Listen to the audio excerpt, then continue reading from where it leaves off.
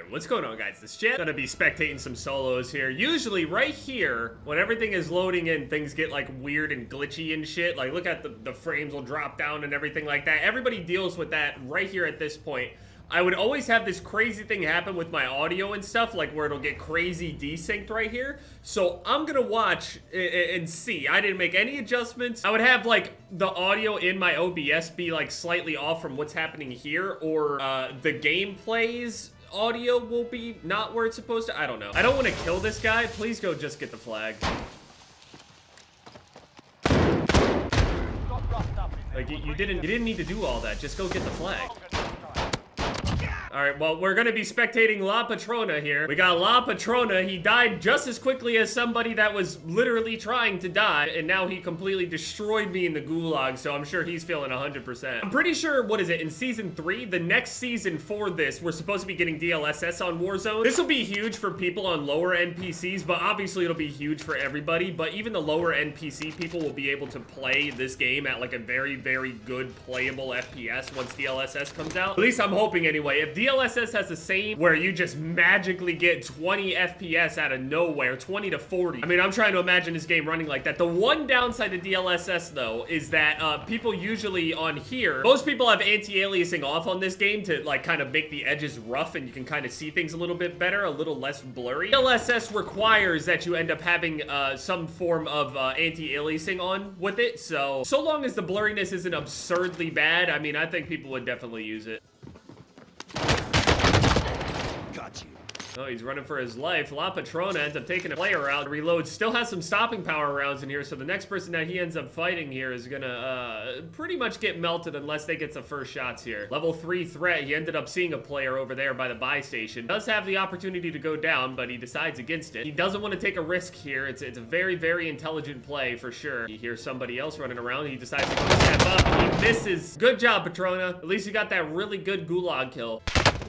Kevin taking a peek, ends up losing his shield for it. They end up challenging each other. They both have them, and it's over. Ground loot versus ground loot. Predators takes out Kevin. Got the ground patrol FAMAS over here. This guy already has self-revive. First kill. Has over 10K. Now, let's see if he wants to go and actually buy, like, a loadout with that. Or if he's one of the players that don't usually go for a loadout and just kind of do their own thing. They spend the entire game looting to basically not spend it. Making his way over towards the buy station a little bit. We know that he knows there was a player over there, but it seems like he doesn't even care about making the noise right now. He has the heartbeat sensor. Full confidence. Straight over. Yeah, he does buy a loadout, so let's see what he gets. Who wants to take a guess that the FAMAS will be in this loadout? Anybody? FFAR? The FFAR will be in this loadout, no doubt in my mind. The Groza Kali sticks. Groza is the other one. They're talking about the Millstop barrel. Heard things about this, but really no changing or anything unless the FFAR ends up getting like a damage nerf or a time to kill, you know, hit or something. Kevin ended up timing out. Goodbye, Kevin. Predators. He's now on the roof. Knows that he can ping the player beneath him. So this player is is in a lot of trouble, I think. Although he has to be very careful about not being seen by somebody. Yeah. That's what I was saying. I'm pretty sure somebody was on top of IHOP and he just didn't see him. Guy got 5 kills. All right, we're on with Matt FK, Facebook gamer. Hey, I don't even stream. I'm just a YouTuber that acts like he streams. Oh, okay, so they're both geared. Player under him also has gear, has Ghost on. Oh, no, he doesn't. He keeps checking to see if he's there for some reason. I don't know if this guy realizes that the other player that's inside of the building who also has their loadout of the building that he killed could actually end up peeking over at him from behind now, and he could have the same thing happen to him that just happened. Yep. Oh my god, he's right there in the...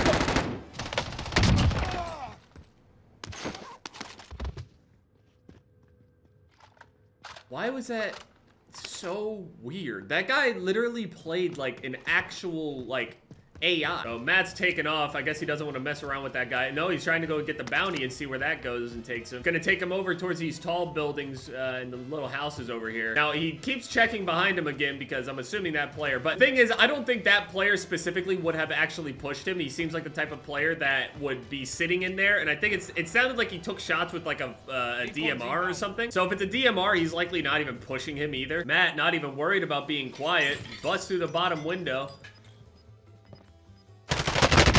Oh, kills him in the kitchen, takes out Ralph. 12.5K in his pocket now. Ends up recuperating here in the kitchen.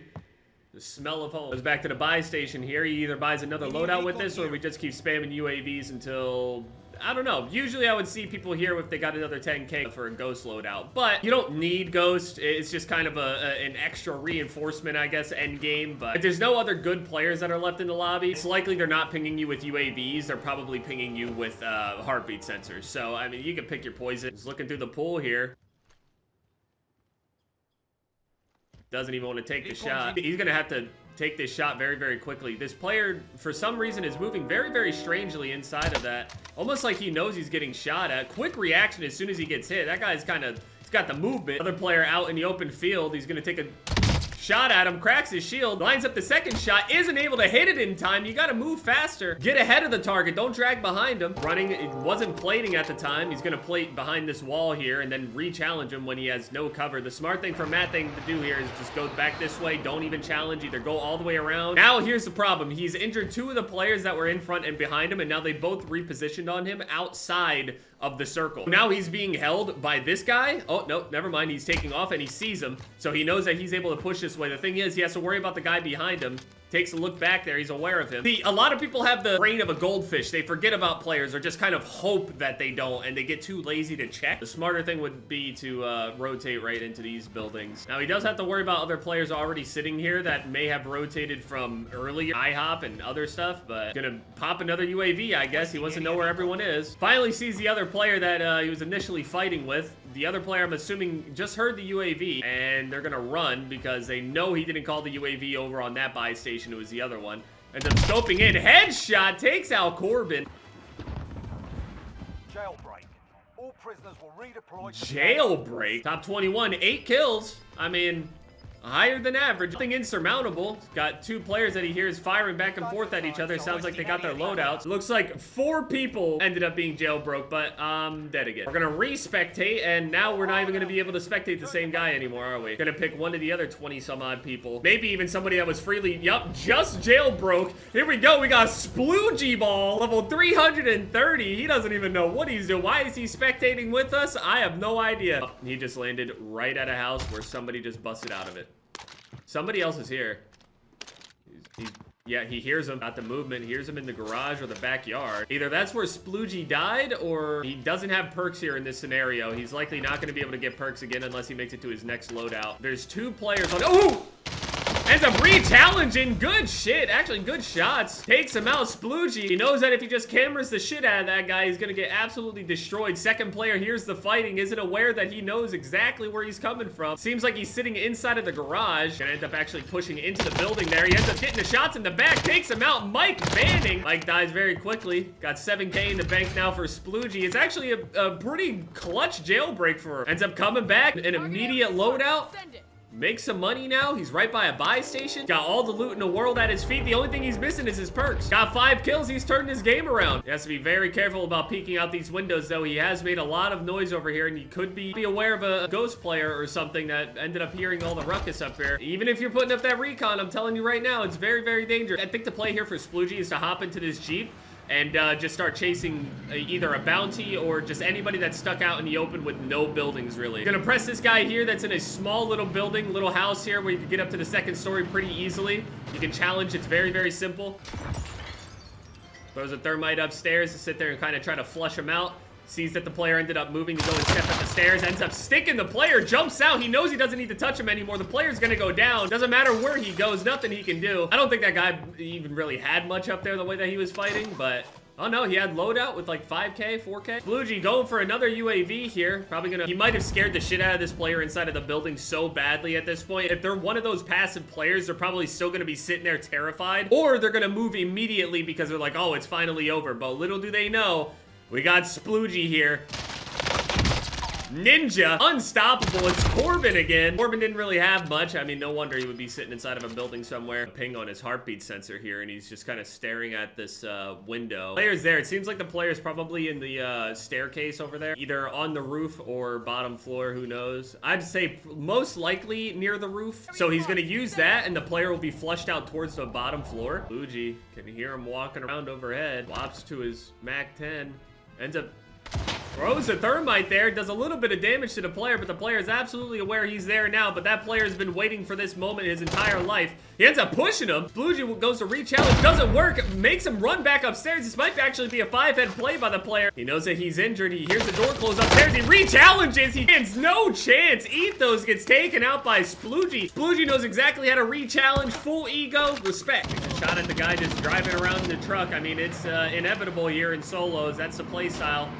Drive around in a vehicle and take people off guard and just destroy anyone that's out of position. Speaking of position, Splugie's in a pretty decent spot right now. Although these just regular rooftops and just sitting on them, it's never really the right play unless we're getting towards the final circle here. But with the amount of vehicles and other rooftops there are, this might be a little weird. Yeah, he decides it's probably not a good idea. Decides to jump off of this building, pick up another bounty to maybe get a beat on somebody else that isn't in a vehicle. Whether he pushes them or not, that's a whole different story, and it looks like it doesn't really matter because they're in the Bertha. Bertha ends up actually getting out right over there by the loadouts, so he needs to be very, oh no. He needs to be very, very wary of this player that might end up peeking up over the hill here. If he just went and got that loadout, somebody's staring with a tack laser right over there. You can see the little tack laser just pointing at the roof. So we know the position of about 4 to 5 different players. There's a player directly above him. That's why another player is aiming at him. This confirms that there's a player directly above him. You can hear him now. Splugie wants to go and press this guy, but he needs to be very careful about that angle right there. He could get sniped. Player jumps out of the building on the 2nd story right into the truck immediately to safety.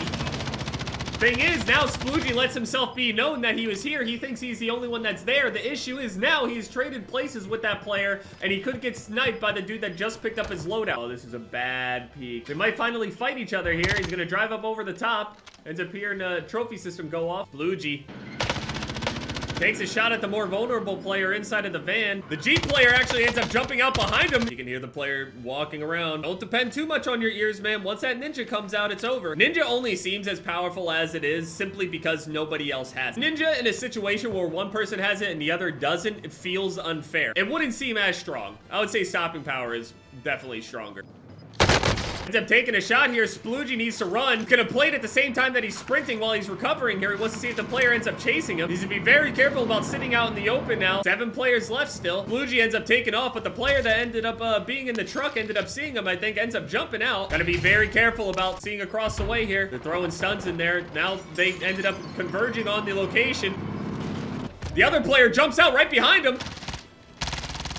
Take some shots at him, panicking a little bit. Splugie, calm down. Gotta be slower than that. 6 players left. There's at least 1 or 2 left alive inside of this building directly in front of him, along with maybe 2 players in the building next to him. 5 players left. It seems like maybe 1 or only 2 players are left over in that building. Nope, another one goes down. 1v1v1v1. Ends up using the heartbeat sensor. It's not useful this late in the game. It might be able to, you know, hold your hand throughout the majority of the game, but not anymore. Everyone has Ghost by this point. Whether they're good or bad. If they're bad, they probably pick Ghost in their first loadout anyway. Ends up going for the early rotate. Sees the other player, ends up taking some good shots at him, but it wasn't enough. He broke him, but he does have self-revive. Let's see if the other player actually presses him to try to take this kill. He doesn't want to end up being in a wrong location. Ends up pushing through.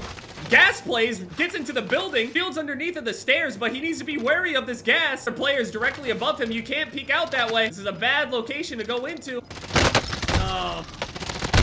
Oh, ends up taking out Greek Lightning. Wait, no, Greek Lightning only ends up going down. He's reviving himself, runs in. Only 2 players left. Greek Lightning is extremely weak. Is gonna have to run into an airstrike or something. Ends up timing it. Only 1 plate. Greek Lightning in extreme trouble above him. He's down. Just Toxic takes him out. We didn't get to spectate the actual winner here, but who knows how many kills he got. Maybe we'll ask the winner at the end of the game how many kills they had. The winner, Just Toxic. Didn't see anything about him. Don't know anything about the man. Let's try to learn more. Damn, GG's. How many kills did he have? Oh, GG, bro, Jen. I asked how many kills you had, because I didn't get to see. I spectated you right at the end. 9. Nice.